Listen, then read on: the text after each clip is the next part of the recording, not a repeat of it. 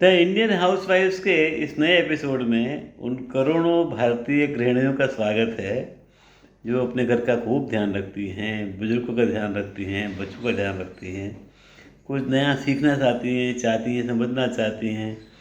और अब तो इस नए ज़माने में उनमें से कुछ पॉलिटिक्स में भी एंटर होना चाहती हैं, क्योंकि 1/3 रिजर्वेशन होने जा रहा है। तो चलिए शुरुआत करते हैं एक छोटी सी कॉमेडी से, एक हल्की सी मियाँ बीवी के बीच में छोटी सी तकरार। Let's start.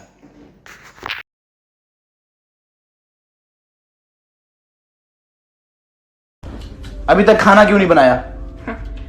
तुम्हें बड़ी जल्दी है बर्तन धोने की।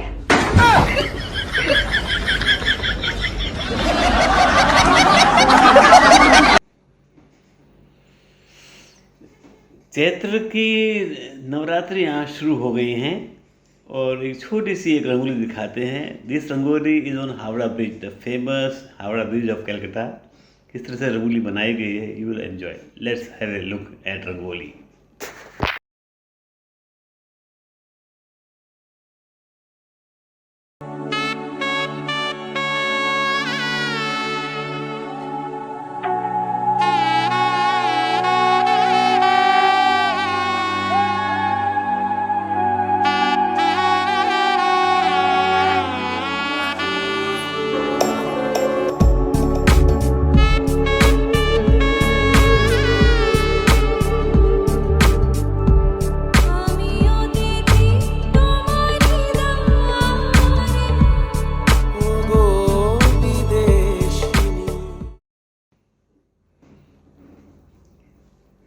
वैसे तो खाने पीने के बारे में कुछ रेसिपी दिखाने का हमारा इससे बनता है इस प्रोग्राम में, लेकिन अक्सर रेसिपी थोड़ी लंबी होती हैं and they consume lots of time. एक छोटी ही, अब इसको रेसिपी नहीं बोलेंगे, एक मथुरा का जो पराठा है बड़ा फेमस है और आपको तो इशारे काफ़ी, you will understand how it is made. तो देखते हैं, छोटा सा वीडियो है। This is paratha of Mathura.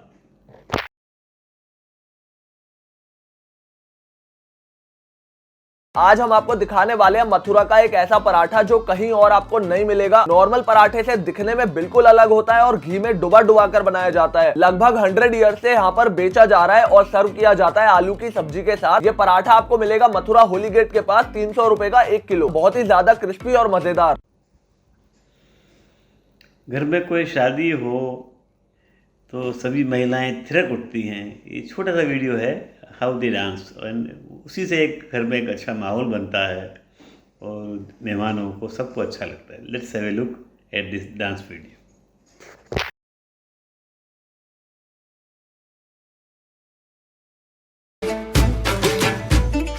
उड़ी उड़ी जाए दिल की पतंग, देखो उड़ी उड़ी जाए, उड़ी जाए दिल की पतंग, देखो उड़ी जाए। कहने को तो खेल है ये तेरा मेरा साझा, पर मेरा दिल है पतंग और तेरी नजर मांझा। मांझे से लिपटी ये पतंग जुड़ी जुड़ी जाए, उड़ी उड़ी जाए, उड़ी जाए दिल की पतंग, देखो उड़ी उड़ी जाए। दो दिल उड़े ऊंचे आसमानों में जुड़े। परोड़ आवी खुशियों संगे लावी, हर खाए हय्यो हाय हाय आशानी किरणों बिखराए, उमंग भी छलकाए मन हड़वे थी गुनगुनाए, हाय हाय हाय। हे शुभारंभ हो शुभारंभ, मंगल बेला आई, सपनों की डहरी पे दिल की बाजी रे शहनाई, शहनाई शहनाई शहनाई। रास रचिलो साज सजिलो शुभ घड़ी छे आवी, आछा आछा टमटमाता शमणाओ जे लावी, ओ लावी ओ लावी।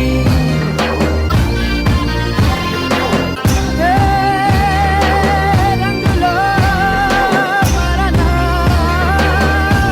ए भाई भाई, शुभारंभ हो शुभारंभ, मंगल बेला आई, सपनों की डहरी पे दिल की बाजी रे शहनाई, शहनाई।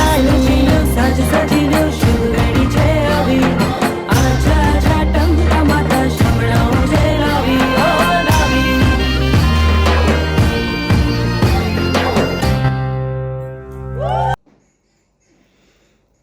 अगले वीडियो में हैं अभिलाषा सिंह। ये आपको समझा रही हैं कुछ, अगर आपको पेट को ही टारगेट करना है and you want to reduce your, क्या पेट ही बोलेंगे, तो चलिए उनसे सुनते हैं। इट्स ए गुड एक्सरसाइज, देखते हैं।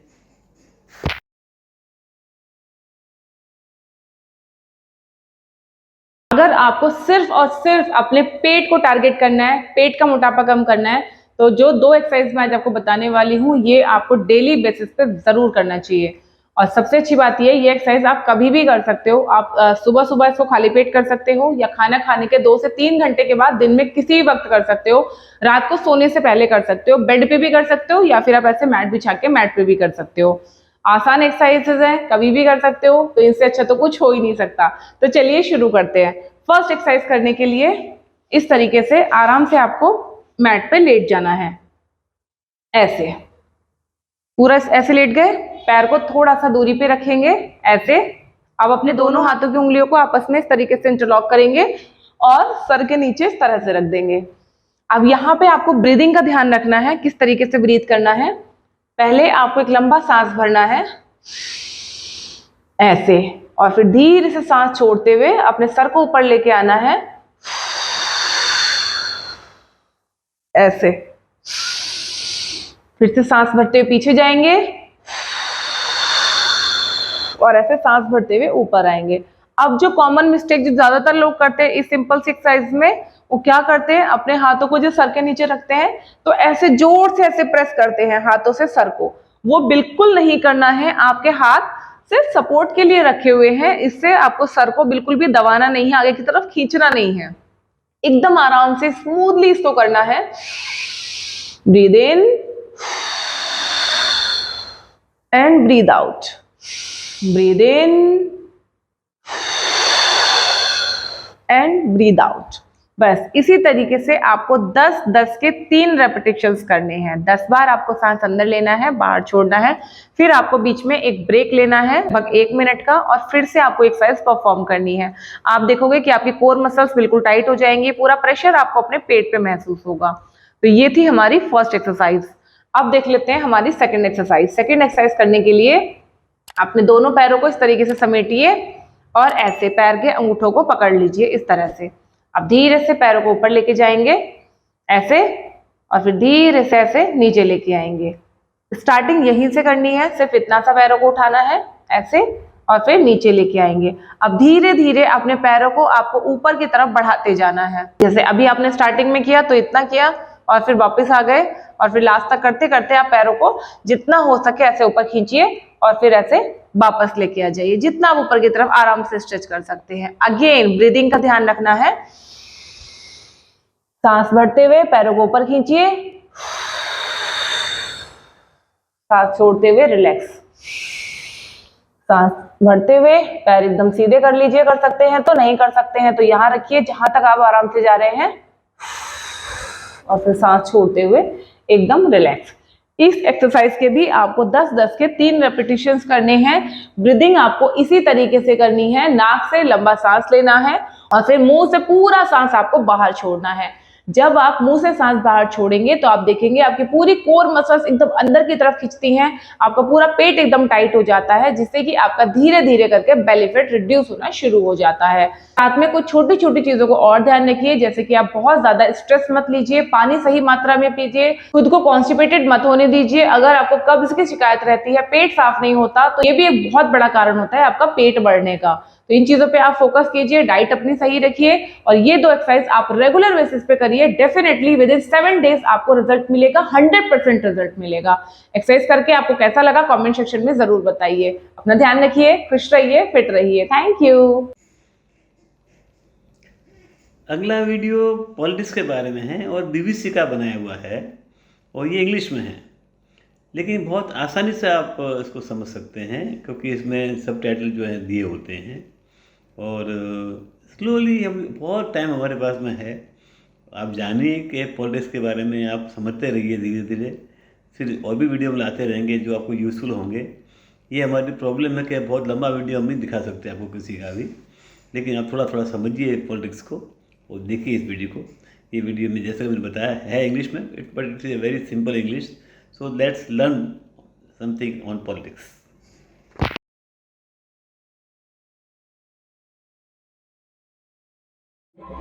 6-Minute English. From the BBC. Hello, this is 6-Minute English from BBC Learning English. I'm Beth. And I'm Neil. Differences between men and women have existed forever, but in modern times, imbalances in the opportunities for men and women have widened. One area where this imbalance is widest is politics. When we think of female politicians, the names Margaret Thatcher, Angela Merkel, Indira Gandhi or Jacinda Ardern all come to mind. But while women make up over half the world's population, only 26% of the world's politicians are women. How much of this is because of misogyny, hatred and prejudice against women? It seems that the surprise resignation of New Zealand's Prime Minister Jacinda Ardern was partly because of the misogynistic abuse she received online. So in this programme, we'll be asking, why is life so hard for women in politics? And of course, we'll be learning some useful new vocabulary as well. But before that, I have a question for you, Neil. Britain has had 3 female prime ministers, all from the Conservative Party. First was Margaret Thatcher, who was followed in 2016 by Theresa May, and after that by Liz Truss, who resigned after only a short time in office. But for how long exactly was Liz Truss Prime Minister? Was it A, 45 days, B, 1 year and 45 days, or C, 2 years and 45 days? I think the answer is 45 days. OK, Neil, I'll reveal the answer later. One of the biggest barriers for female politicians is that politics has traditionally been seen as a man's world. When Margaret Thatcher became Prime Minister in 1979, she had to manage a group of men who were not used to being told what to do by a woman. Here, Professor Rosie Campbell, director of the Global Institute for Women's Leadership, explains to BBC World Service programme The Real Story how Mrs Thatcher's solution to this problem was to appear more masculine. You know, she was deliberately coached to change her voice and to behave in a way that was more stereotypically masculine, at the same time as presenting herself in terms of her attire in a very feminine way, which really showed the tightrope that she had to walk in order to seem strong enough to be the leader, but not subverting norms of what it is to be a woman. So I think, you know, whatever you might think of Margaret Thatcher, that was a very challenging tightrope walk that she had to do. Margaret Thatcher was coached to behave more like a man, for example, by lowering her voice.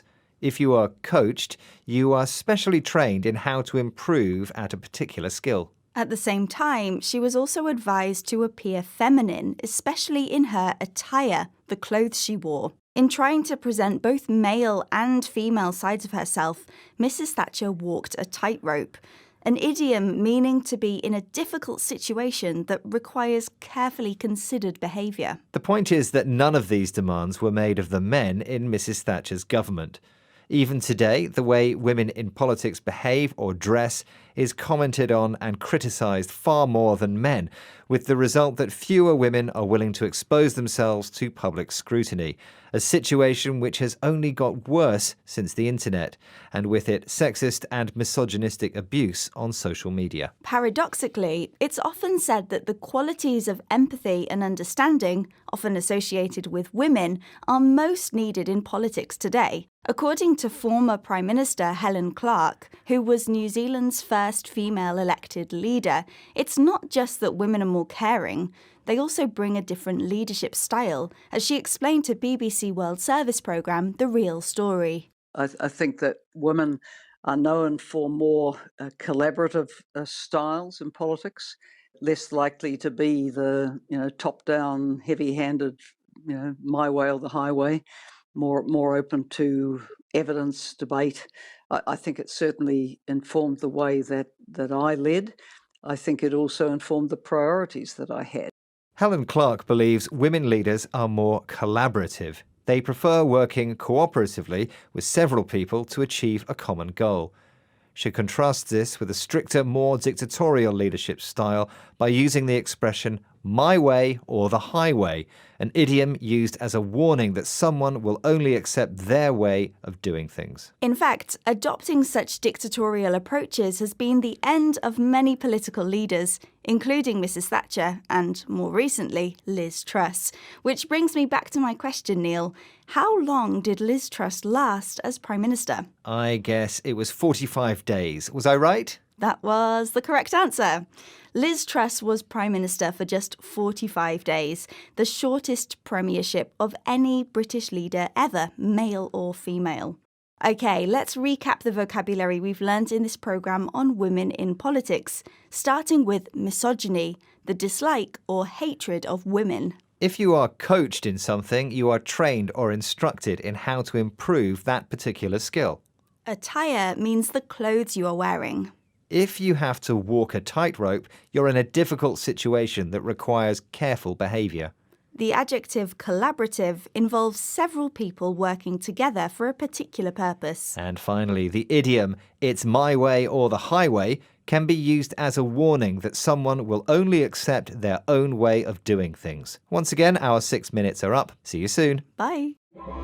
6 Minute English From the BBC.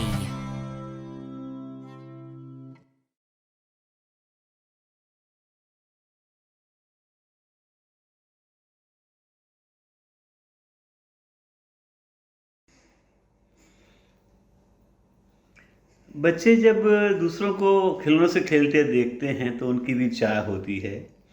अब उनकी parents की कितनी incomes हैं, how much they can afford, तब जो है बहुत दया आती है बच्चों पे, और किस तरह से टैकल करते हैं पेरेंट्स उनको। वो it's really real an art, क्योंकि आपकी परिस्थिति के अनुकूल ही आप उनको कुछ दे सकते हैं। तो एक छोटा सा एक शॉर्ट वीडियो है, आप देखिए उसको, आपको अच्छा लगेगा how they tackle the whole thing. देखते हैं।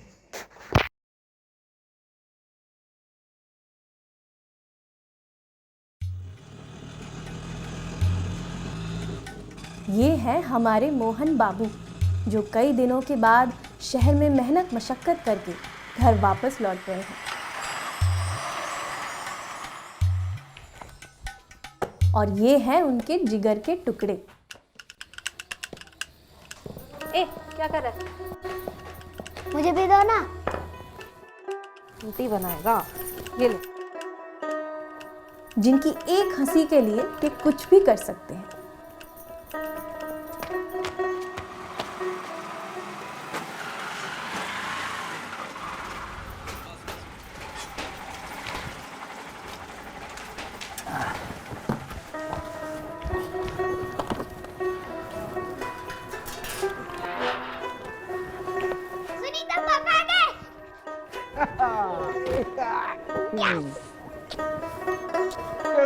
कैसे हाँ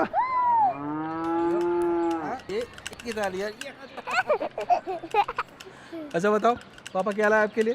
क्या लाए हो पापा?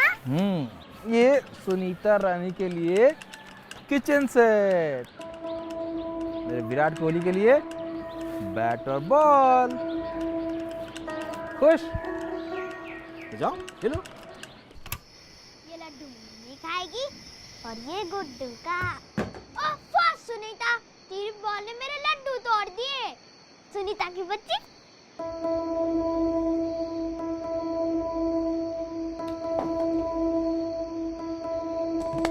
क्यों मोहन बाबू, चौंक गए? जरा आंखें खोलिए, सब कुछ यहीं दिख जाएगा। हर बच्चा अपनी एक अनोखी पहचान और क्षमता के साथ जन्म लेता है। हुनर और शौक इंसान के लिंग के मोहताज नहीं। सही परवरिश वो है जिसमें बच्चों को, चाहे वो लड़का हो या लड़की, एक खुला आसमान मिले। फर्क लड़के लड़की का नहीं, फर्क है सोच का। आइए सोच बदलते हैं।